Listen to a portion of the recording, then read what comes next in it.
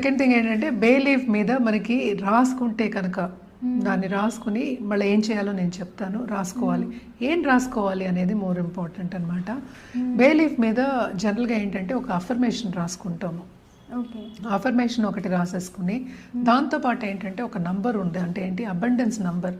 అసలు అబండెన్స్ అంటే ఏంటి అనేది ఫస్ట్ ప్రశ్న. అంటే ఏంటి అబండెన్స్? కొంతమందికి డబ్బు అవ్వచ్చు, కొంతమందికి రిలేషన్షిప్ అవ్వచ్చు, కొంతమందికి ఏంటంటే హస్బెండ్ అండ్ వైఫ్ రిలేషన్షిప్ అవ్వచ్చు, కొంతమందికి ఏంటంటే పాడి పంటలు అవ్వచ్చు, లేకపోతే బిజినెస్ అవ్వచ్చు, ఇంకోటి అవ్వచ్చు. డబ్బు ఒక్కటే సంపద కాదు, అంతా ఉన్నది సంపద.